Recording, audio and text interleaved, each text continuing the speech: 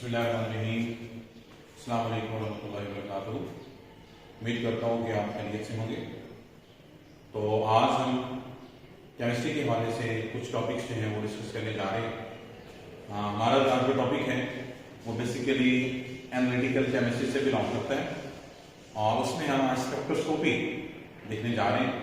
देखते हैं स्पेक्ट्रोस्कोपी क्या होती है, स्पेक्ट्रोस्कोपी कैसे हमारे लिए हेल्पफुल है, क्या इंफॉर्मेशन हम उसके अंदर से डिड्यूस कर सकते हैं और उसके साथ साथ ये भी देखेंगे हम कि स्पेक्ट्रोस्कोपी की टाइप्स कितनी, ठीक है, और फिर फाइनली हम इसकी कुछ एप्लीकेशंस और एग्जांपल्स को डिस्कस करते हुए अपना टॉपिक वाइंड अप करेंगे।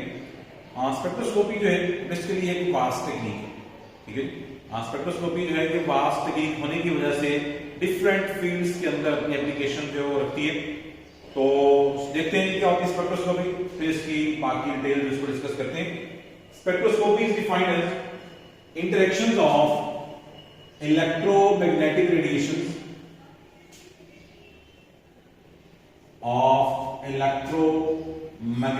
Radiations with matter. ये इसकी सिंपल सी कंप्रीहेंसिव डेफिनेशन कि इलेक्ट्रोमैग्नेटिक रेडिएशन जो है जब मैटर के साथ इंटरेक्ट करती हैं तो उसके रिजल्ट में हमारे पास क्या रिजल्ट्स जो है वो ऑब्टेन होते हैं, तो वो हम यहाँ पर डिस्कस करते हैं, ठीक है जी। What is electromagnetic radiations, EMR। Electromagnetic radiations क्या होंगी? बेसिकली ये जो व्हाइट लाइट आ रही है सूरज सन से, that is called electromagnetic radiation, ठीक है। व्हाइट लाइट जो है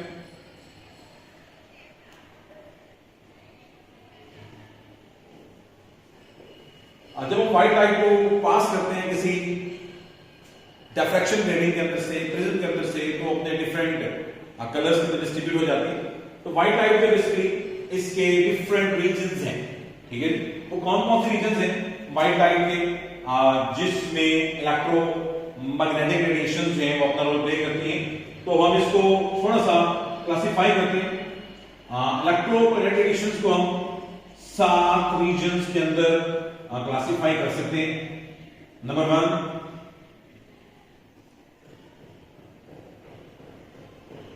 gamma rays, number 2 X rays, number 3 UV rays, number 4 visible, number 5 infra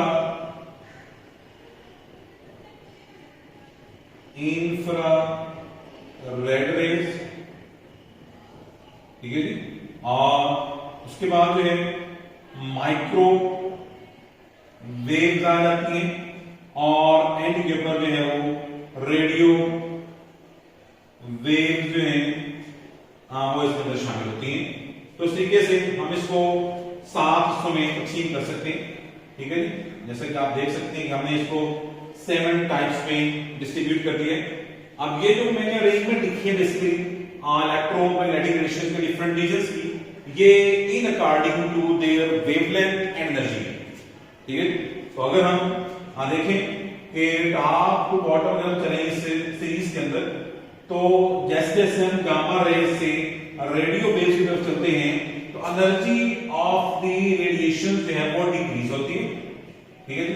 and wavelength of the radiation जो है वो इंक्रीज होती है, ठीक है। यानी कि गामा रेज की एनर्जी सबसे ज्यादा है और इसकी वेवलेंथ सबसे कम है, सबसे शॉर्टर वेवलेंथ है इसकी। और जैसे जैसे हम नीचे चलते चले जाएंगे तो रेडियो वेव में इनकी एनर्जी सबसे कम होती है और इनकी वेवलेंथ सबसे ज्यादा होती है। नाउ क्वेश्चन आइज, एनर्जी क्या होती है, वेवलेंथ क्या होती है, ठीक है, वेव नंबर क्या होता है, डिफरेंट टर्म्स हैं जिनको हम स्पेक्ट्रोस्कोपी के अंदर बार बार जो है डिस्कस करते हैं। तो लेट अस डिस्क्राइब फर्स्ट दीस टर्म्स और उसके बाद फिर हम लेक्चर को आगे कंटिन्यू करते हैं। व्हाट इज वेवलेंथ, ठीक है। वेवलेंथ क्या होती है? वेवलेंथ को हम सिंबल लैम्ब्डा से रिप्रेजेंट करते हैं। लैम्डा क्या है? वेवलेंथ है। वेवलेंथ जो है ये दो कंसेक्टिव क्रस्ट और ट्रफ का दरमियान डिस्टेंस है किसी वेव का, is the distance between two consecutive distance between two consecutive crust and trough। crust और trough क्या होते हैं? हम जानते हैं कि जो रेडिएशन है वो वेव्स की फॉर्म में ट्रेवल करती है, ठीक है जी, क्रस्ट एंड ट्रफ। तो ये दो जो क्रस्ट है इनका दरमियानी डिस्टेंस जो है दैट इज कॉल्ड लैम्डा, और ये जो दो हमारे पास ट्रफ है इनका दरमियानी डिस्टेंस लैम्डा है, ठीक है। Lambda is related with energy, ऐसा कि मैंने डिस्क्राइब किया है। It's mean energy and wavelengths are inversely linked with each other. कैसे, इसको यहां पर देखते हैं। हम जानते हैं energy is related with the frequency, ठीक है। अगर हम प्रोपोर्शनलिटी साइन खत्म करेंगे तो कांस्टेंट लगाते हैं, that is called Planck's constant. H यहां पर प्लैंक्स कांस्टेंट है, ठीक है। और ई जो है वो यहां से energy of the electromagnetic radiation जो है वो यहां पर इंटरेक्ट कर रही है, रिलेट कर रही है फ्रीक्वेंसी के साथ। इसका मतलब ये हुआ कि जितनी ज्यादा एनर्जी होगी किसी रेज की उतनी ज्यादा वेव्स की फ्रीक्वेंसी होगी, डेफिनेटली, ठीक है। और जैसे जैसे एनर्जी कम होती जाएगी वैसे वैसे फ्रीक्वेंसी भी कम होती चली जाएगी, ठीक है।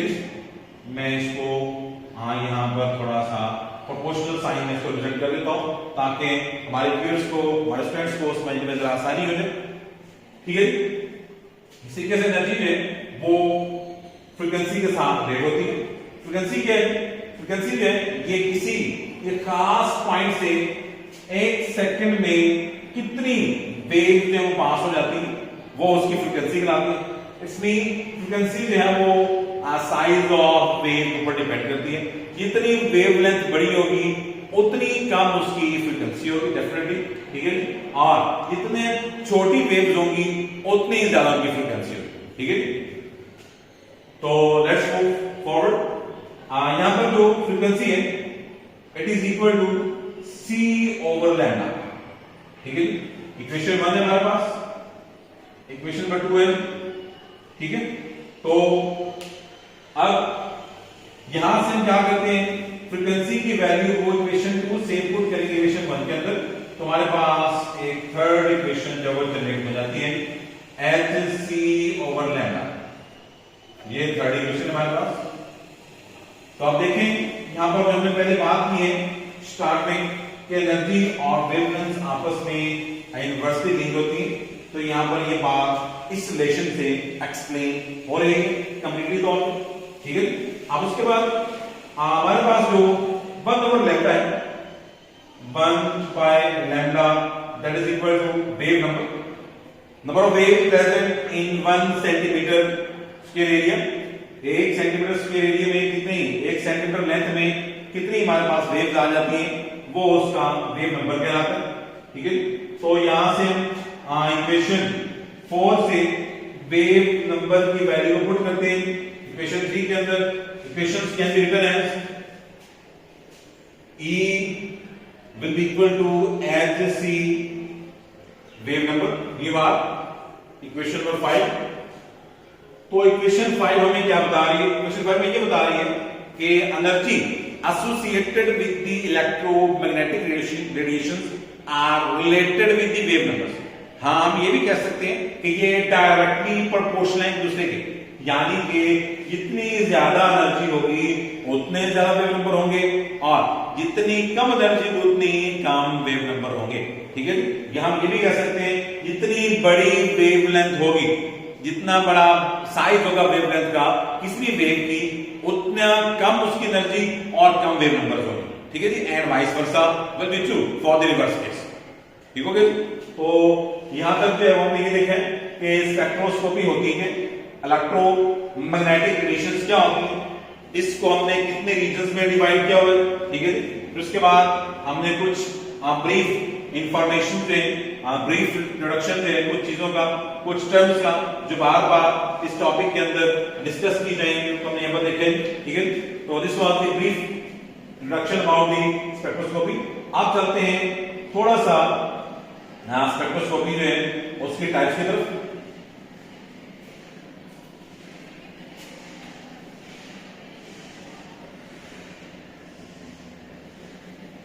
स्पेक्ट्रोस्कोपी जो है इसको हम डिफरेंट क्लासेस के अंदर कैटेगराइज कर सकते हैं, ठीक है। हम जो यहाँ पर डिस्कस करेंगे वो 3 to 4 क्लासेस मेजरली हम डिस्कस करेंगे यहाँ पर वन बाय वन। सबसे पहले जो है दैट इज कॉल्ड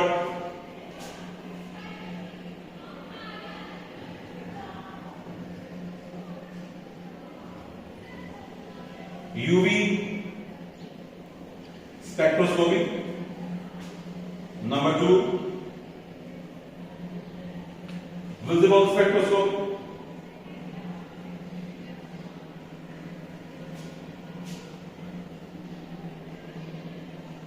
और मोस्टली केसेस में हम क्या करते हैं, इन दोनों को हम कंबाइन करके स्टडी करते हैं, that is combinedly called UV visible spectroscopy. They are combinedly called UV visible spectroscopy, ठीक है। नंबर 3 इंफ्रा रेड स्पेक्ट्रोस्कोपी, ठीक है। नंबर 4 मैस स्पेक्ट्रोस्कोपी, ठीक है जी। उसके बाद नंबर 5 NMR स्पेक्ट्रोस्कोपी, ठीक है। न्यूक्लियर मैग्नेटिक रेजोनेंस रामान स्पेक्ट्रोस्कोपी,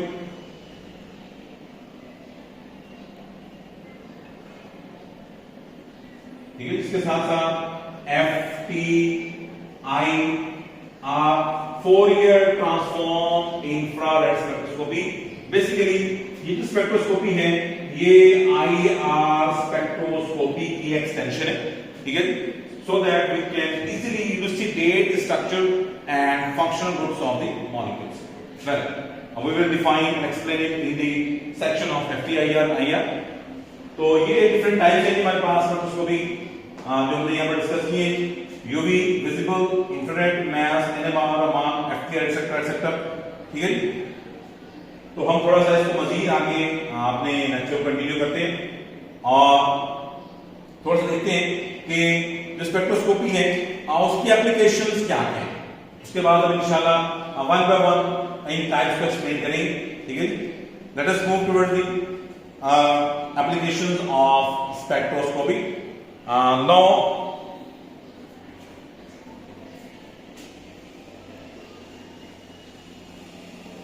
अगर एप्लीकेशन की बात करें तो मैंने जैसा कि स्टार्ट में ये बात डिस्कस की है कि स्पेक्ट्रोस्कोपी जो है it find its application in multi directional fields. ये कह सकते हैं हम कि इवन एक छोटी सी इंडस्ट्री से लेकर बहुत बड़े इंडस्ट्रियल यूनिट तक जो वर्किंग है वो स्पेक्ट्रोस्कोपी के बगैर इनकम्प्लीट है, ठीक है। इट्स मीन कोई ना कोई ऐसा analytical tool, analytical instrument, analytical क्या कह सकते हैं ऑपरेशन जो है वो डेफिनेटली वहां पर परफॉर्म किया जा रहा होगा to find out either composition, either structure, either functional groups, either properties etcetera etcetera, ठीक है। इंशाल्लाह we will discuss them in their respective sections one by one. Now we will start the applications of spectroscopy. Spectroscopy की applications तो बहुत सारी हैं, लेकिन हम इसको थोड़ा सा ब्रीफ करके यहां पर डिस्कस करते हैं,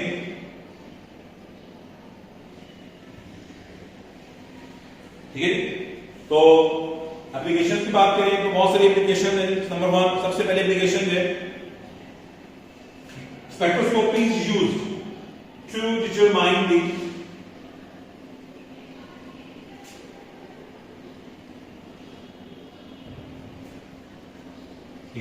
first of all used to determine the chemical composition of unknown sample.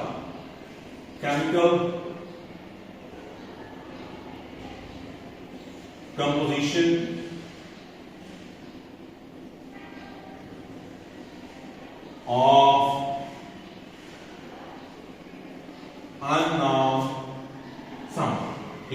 किसी भी अननोन सैंपल की कंपोजिशन को फाइंड आउट करने के लिए डिफरेंट एनालिसिस परफॉर्म किए जाते हैं।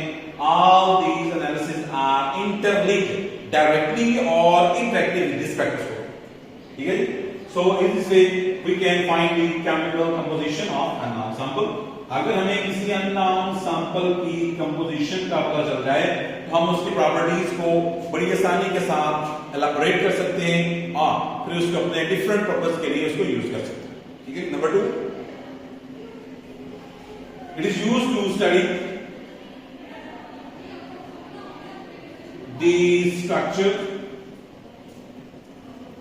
ऑफ different chemical compounds, ठीक है, along with their concentration,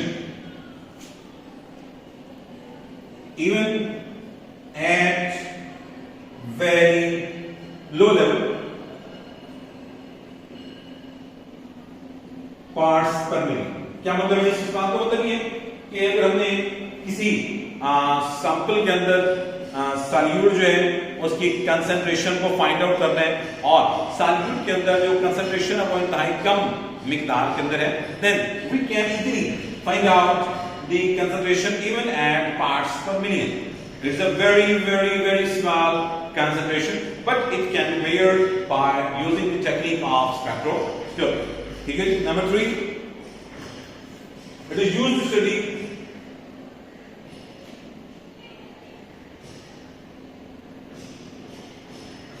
spectral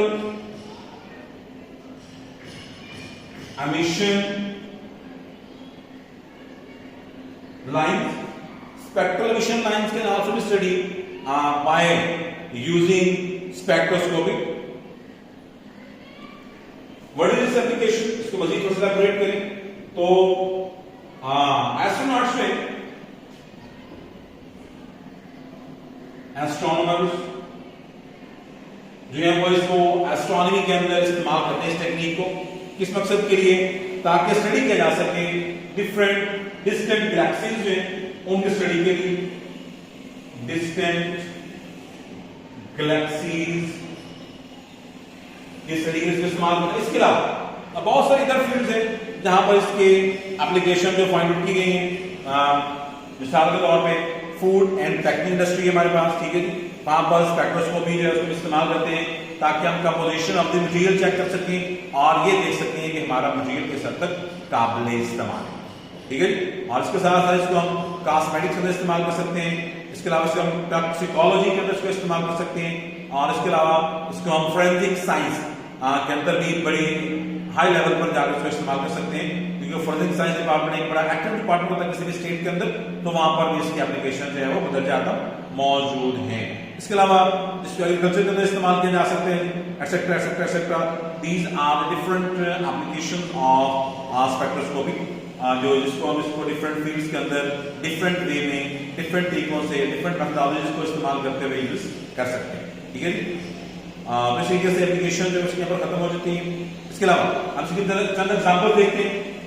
example जो है वो मैं यहाँ पर डिस्कस करता हूँ कि कौन कौन सी एग्जांपल्स हैं। चंद एग्जांपल यहाँ पर डिस्कस करेंगे। स्पेक्ट्रोस्कोपी कैसे हेल्पफुल है। स्पेक्ट्रोस्कोपी इज यूज्ड, ठीक है। पहले एग्जांपल कि जो हमारा फ्रेश वाटर है, example it is used to determine the dissolved oxygen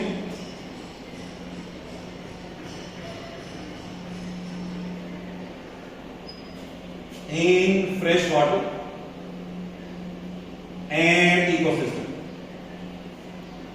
ठीक है जी। इकोसिस्टम और फ्रेश वाटर के अंदर ऑक्सीजन की डिफ्यूज ऑक्सीजन की कंसंट्रेशन जो है उसको मालूम करने के लिए स्पेक्ट्रोस्कोपी बहुत ज्यादा हेल्पफुल है। ठीक है। इसके साथ साथ it is also used for atomic and molecular structures of atoms and molecules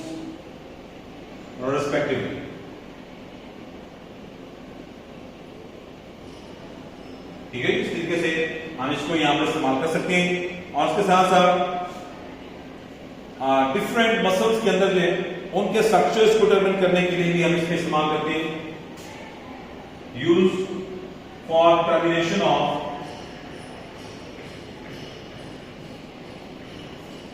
structure